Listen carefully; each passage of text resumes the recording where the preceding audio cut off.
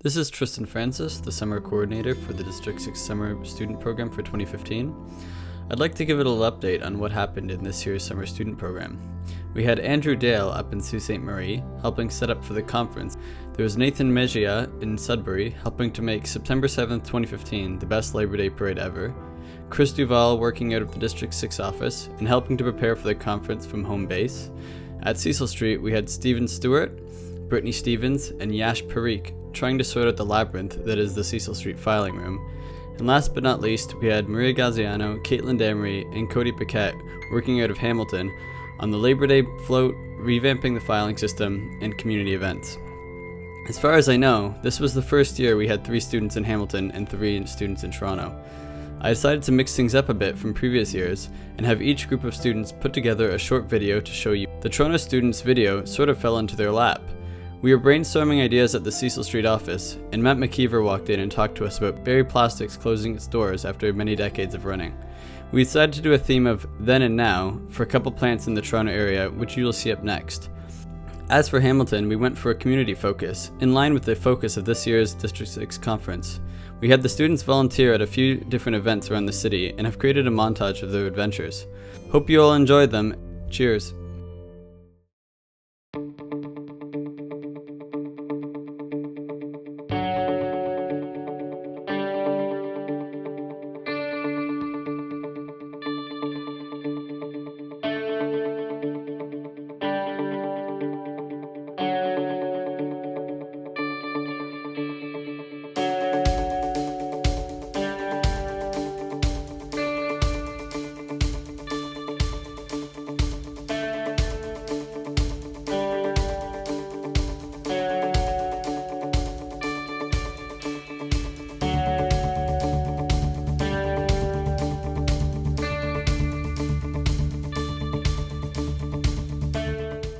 I started Inglis in September 2nd, 1969.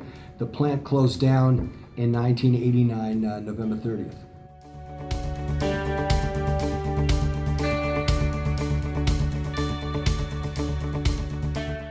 And Jack Hill said, I will quote him, I bet you that little fuck said that we're the highest paid in the industry and we have all these benefits.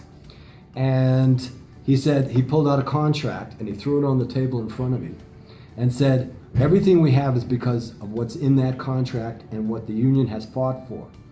That was my first day on the job.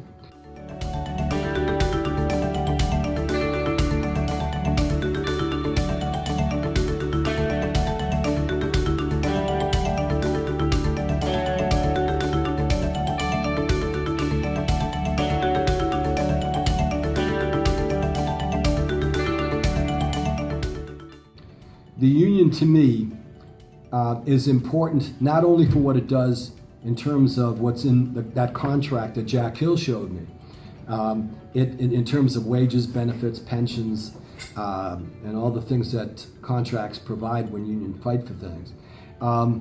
It was also important in terms of fighting for our rights in the plant and fighting for people when they were improperly disciplined.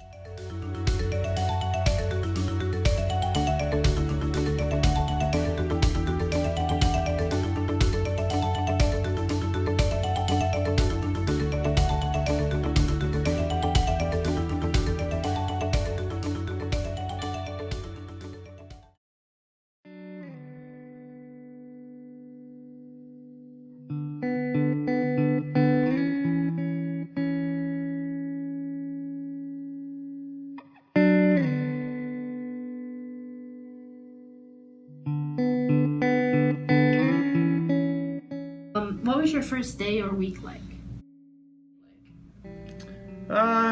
Like any typical day. You're new, you're wet behind the ears. These machines are unforgiving, so you tend to be a little tentative with them for the first time. Basically, it was a whole new experience because I always worked with cars, more or less.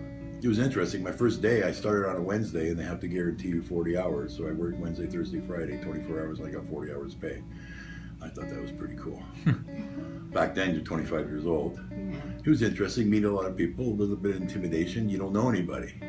Basically, just making the friendships and everything else in here, and you have fun to a certain extent, and it makes the time go by a little faster and a little more easier. One that comes to mind right now, I mean, we're all working in hot conditions. Is one guy would take his construction shoe off and be able to suck it in his mouth and hold it up, just like how you would take a glass, and hold it in your mouth. He'd do it with the boot and walk around. It almost looked like an elephant or something because of the...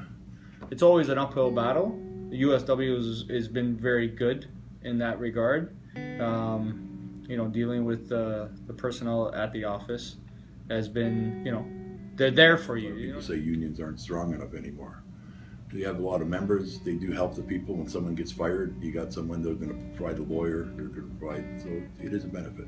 Basically, the job was the same. The only thing that changed was the checks you were getting, and it was Goodyear, then it was Huntsman, then it was Pliant, and then it was Barrie. Take it as I can go, and I'm a father of 6, so basically, it's harder.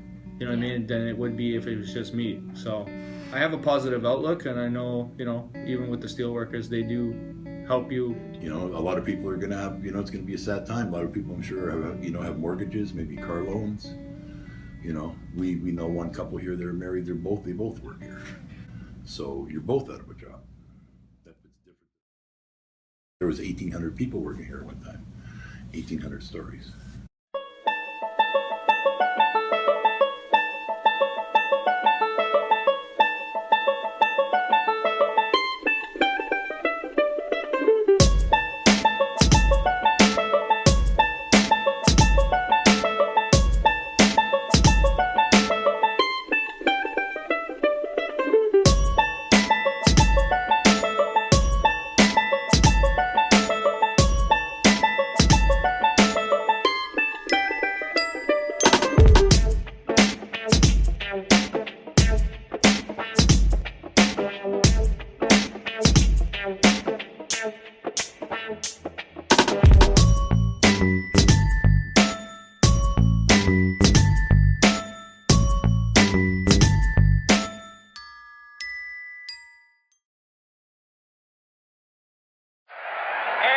Not what your country can do for you. Ask what you can do for your country.